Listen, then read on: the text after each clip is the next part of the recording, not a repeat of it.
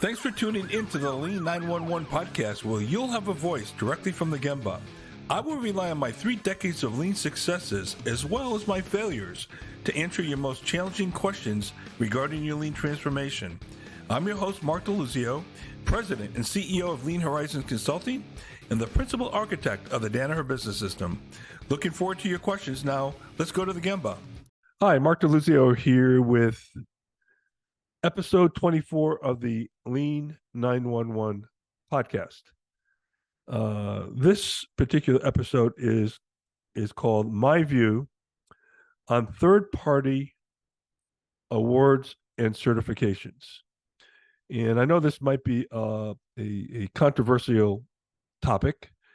It is my view. It's my opinion. It's based on my experiences of what I've seen over the course of 3 decades of companies that are self-anointed experts in Lean. And if you don't believe me, just ask them. Usually hiding behind some big name or whatever. And many of the people at these companies think, in the upper echelon anyway, that their opinion matters. All right. And so I want to talk about this and about my experience with those companies. And I want to also talk about the issues that I've seen and why I just don't think these awards and certifications are worth the time and the money that's necessary. So first question is, why does a third-party company, who really at the end of the day, these awards and certifications and audits or whatever you want to call them, are a guise to sell consulting services, right?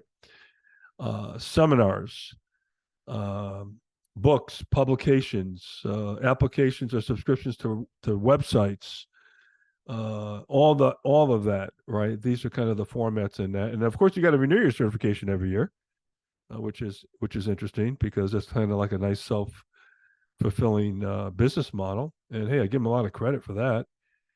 And look, I'm not saying that these people are disingenuous, okay? What I am saying is I think they have a very warped view of how their opinion matters. And from where I'm sitting, the only opinions that should matter are your employees, your customers, and your shareholders. It matters not what a third party says about you, okay? It really doesn't. Now, is there some benefit to this? Yes, but we'll talk more about whether or not the benefit is worth the effort and all that later on. But again, I want to stress that this has been my experience with these organizations. Let's talk about some of the fundamental issues with these audits, these awards, these certifications. One, it is a colossal distraction from your business objectives. Most of the time, I've seen that these audits and certification efforts are not aligned with what really matters. And again, that goes back to your goals of your key principal stakeholders: employees, customers, and shareholders or owners, or if you're not a public company, it's the owners. A huge distraction. I actually had somebody tell me at Danaher one time they were doing ISO certification, which, by the way, that was required by the customer. Okay, I got that. And by the way, if a customer asks you to apply for their award system, you basically pretty much have to do it. We did it with Sears in the tool group, and we won the Supplier of the Year several years in a row because of our performance. And we couldn't say no to Sears. They were such a big customer. So I got all that, right? But even that was a distraction, believe it or not. And but they looked at this as a different set of requirements. They were looking at things like what really mattered relative to satisfying their objectives. So that was more in line with our best interest as well. And what happens, one of the problems I see here is these audits make you work on things that may not matter to your business. And because it's on the audit, it basically says, well, you got to do SMED, and SMED might be such a small part. Let's say, I'll just use that as an example, a small part of your business, but you're going to get distracted because if you're marked down on that one, it's going to be as detrimental to your audit score as being marked down as something that really does matter. So it diffuses your resources, it changes your focus, it changes your mindset as to the objectives that you and your company have to satisfy, which is delivering a quality product on time to the customer and making sure employees' goals and objectives are met.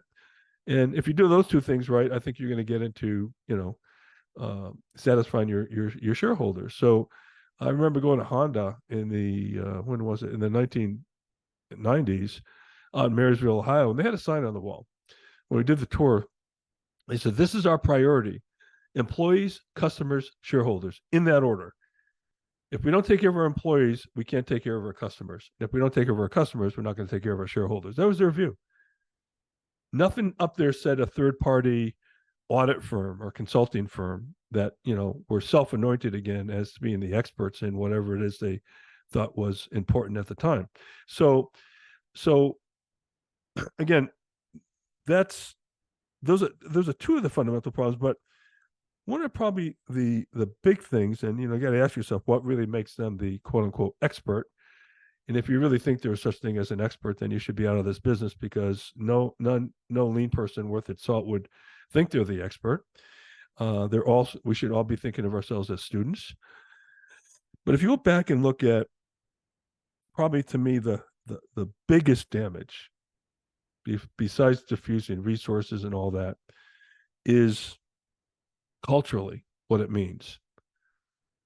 I went to a client one time and they wanted me to go see their very best plant that they had. I flew out and I went to go see, and they wanted me to audit, not audit the plant. They wanted me to walk through and give me their opinion on it. Now, this plant had won a very prestigious third party award. And by the way, it was a very good plant. It was an excellent plant. They did a lot of great things, right? Great cell design, standard work, all the things that you would, want to see. But there were things that I pointed out that they could get better on. And the leader of the group, the president of the operation, got upset and said, "Hang on for a minute." And he walked out of the conference room, went to his office. He grabbed his trophy and he brought it onto the table and he slammed it down and said, "Now talk to me." I said, "Geez, let's call him John." I said, "John, geez, I guess you arrived. Okay. There's really nothing I could do for you. You're there, man. You've arrived. I mean, you got that award and they think you're great because you got that award. So I don't know why you called me in. Maybe you wanted me to just confirm how great they were." But I said, I wish you best. And I left. I said, "Well, where are you going, Mark? There's nothing I could do for you. Sorry." It wasn't about changing the factory. It was about changing the mindset. And a lot of these awards have that effect, that we've arrived. People print T-shirts and, polo shirts with the insignia of their award and all this. And by the way, I have the same issue with personal certifications. And I'm not going to get into that this time. I may do a separate issue on personal certifications, like, black belts and things like that, and give you my experience with certifications on a personal level. And I am certified in a number of different areas, don't get me wrong. But I'll give you my experience with that as well, but not today. Right now, I want to talk about these third-party, self-anointed lean gurus who really do think that their opinion matters, right? So again, you have to ask yourself a couple of questions. First of all, many times these certifications and these awards are based on a criteria, usually grounded by tools. Okay. Not saying all of it is, but many of them is like, how are you executing a particular tool, like standard work or single minute exchange of dime? Then I would even question whether or not they really know the true essence of standard work. Okay. Because some of the ones that I've seen out there miss some very fundamental things.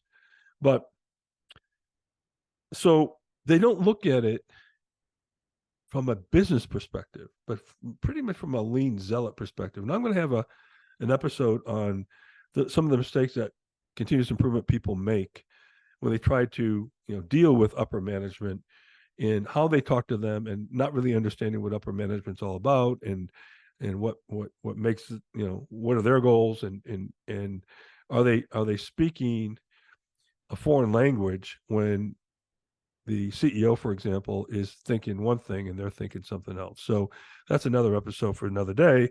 But I would say on the whole, not everybody, by the way, and by the way, there's some good people at these organizations, these third party. I know many of them, uh, but there are also some very arrogant people who think that they've arrived because they work for XYZ third party guru company that is going to go out and you know, decide whether or not they're going to spread holy water on you by their presence, right? I hate to be so crass on this, but this has been my experience, and you can disagree. But but many companies who won a lot of these awards went out of business not too long after they won the awards.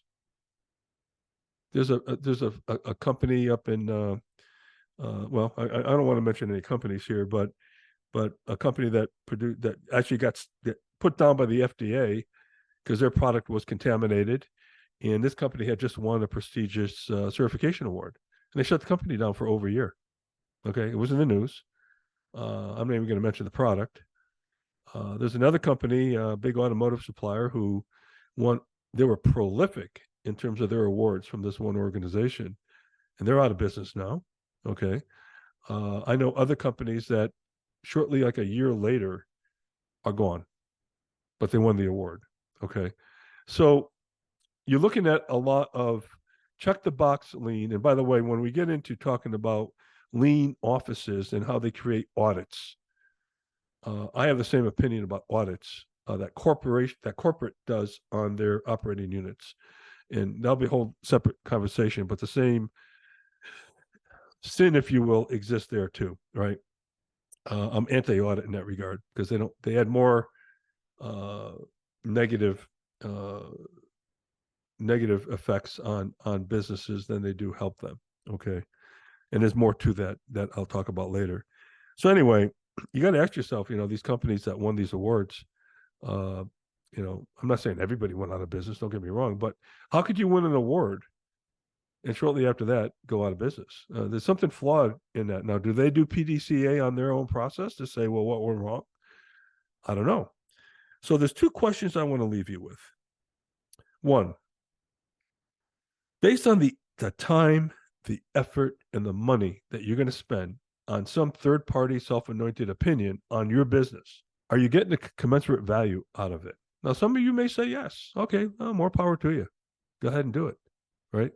I have not seen that to be the case in the most of the time. Matter of fact, I haven't seen it to be the case once. All right. Two, are these third party companies setting you up for future consulting services where they come in? Let's say, not everybody wins the award. So if you don't win, well, look, we're going to work with you for a year on a consulting contract to come in and help you get better. And here's what we're going to do. Right. All right. That's just not good. Right. And let's not forget, why are we worried about what they say in their audit and their checklist and their requirements? Why do we care? Okay.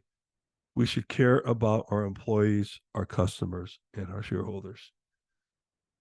And three, final question. If these third party self anointed geniuses, and you can tell in my tone that I'm angry because I think the consulting industry in general has gone haywire, and this is a big part of it. The lean consulting industry, I should say. If these companies were to apply for their own award, would they win it? I could tell you right now, one of them who has an award for authors' books has over a 40-question application that the submitter of whoever recommends the award has to fill out. And this particular 40 plus questions is not just yes or no, check the box. They're all qualitative essay type questions that they ask somebody to fill out. And they ask questions that are unbelievably difficult to answer. I mean, how would somebody know what's the volume sales of this book? I mean, I've published 2 books. I have trouble getting that data myself from my own publisher. Okay. They're just not tied to reality here. Okay. They ask questions that require an unbelievable amount of work. And then if you get refused, they do not give you the reasons why. Their policy is, yeah, our policy is we don't need to tell you why we rejected your book. So much for that, right? So you got to ask yourself, would these people meet their own standards? Should they apply for their own award? And I would say, I am convinced the answer is absolutely not. Now, look, I'm not trying to disparage the people that work there. There are a lot of good people that work there. And, in all due respect, when you have some of these more prestigious badges on your resume, it helps, right? And I can understand that.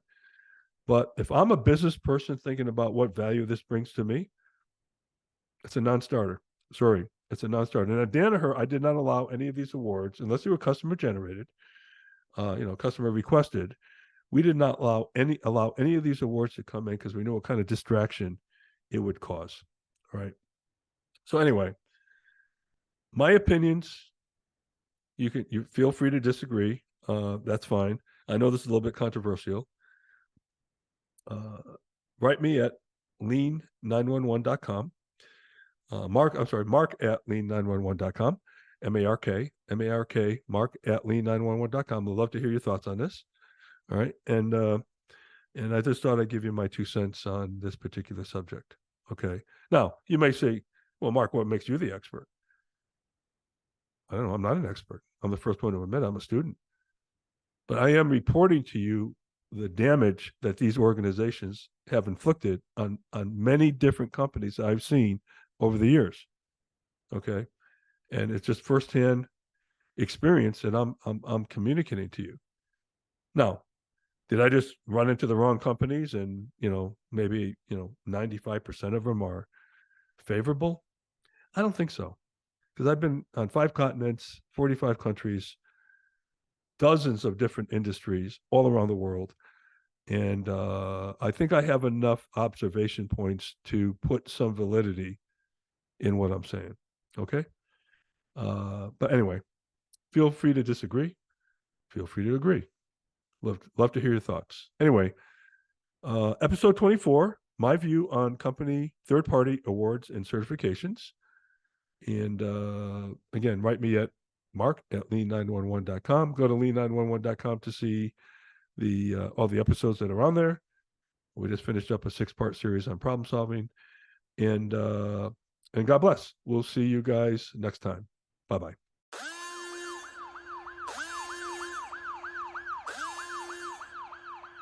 Thanks for listening to the Lean 911 podcast. I'll be happy to address your questions or feedback on future episodes. Email me at mark@lean911.com.